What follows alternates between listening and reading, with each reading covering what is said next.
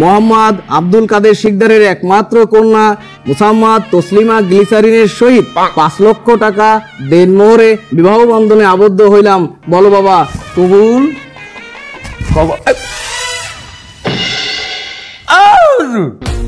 আপনি খালি মাইয়ের কাবিনের কথাই উল্লেখ করলেন, পোলার কাবিনের কথাটা উল্লেখ করবেন না?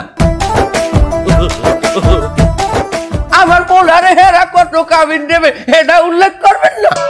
আমার বুঝলাম না বিষয়টা, পুরুষের তো কাবিন হয় না। ও কে না কইছে হয় না? এখন দেশে নারী সংস্কার আইন পাস হয়েছে, নারী পুরুষ এখন সমান অধিকার। অধিকার যেহেতু সমান, কাবিনও সমান সমান হওয়া উচিত। পোলা যেমন মাইয়ের কাবিন দেয়, মাইয়েরও এখন পোলারে কাবিন দিতে হইবে। তা ঠিক, জমিতে সমানে সমান দেয় কত যায়।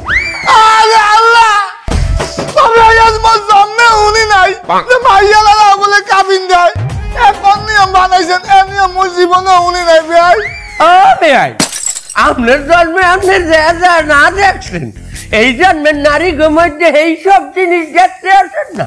আপনার মাইয়া নিজেই তো নারী সংস্কার আইনের জন্য দাবিতে নামছিলে রাস্তায়।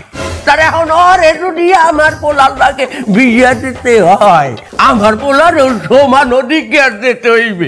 কাবিন আমার পোলায় 5 লাখ দেবে, আপনার ভাইও আমার পোলারে 5 লাখ দেবে। আন্দোলন মারা রাস্তায় নামছিলি, এটা মনে ছিল না? তোর মাইয়া আমার এই দিনটা আমার দেয়া লাগলে রাস্তায় আন্দোলন মাইতে নামছো, আর এই 5 লাখ টাকা দেবে কিনা খাবি? তোর মাইয়া দেবে। জন্ম দিয়ে আসছি এত ছোটকালে, এমনি খাই যদি বাজিয়ে লাইতাম আমার এই দিনটা দেয়া লাগছে না। আচ্ছা যাই হোক, আইন সবার জন্য সমান, যেহেতু একটা আইন করা হয়েছে, এখন আমরা এর বাইরে যাইতে পারবো না। 5 লাখ টাকার মধ্যে হইবে, খরচ করে দিব, তোর মায়েরও লই যাবো খরচ করতে। আচ্ছা বলো, যে বরকেও 5 লক্ষ টাকা দেনমোহর ধার্য করিয়া এই বিবাহ সম্পন্ন হইল। তোর ভাগছে দেখ, তুই নে কর, তুই হান দিয়া তোর ভাতারে ঘর করা লাগবে না। বলো বাবা, কবুল? কবুল।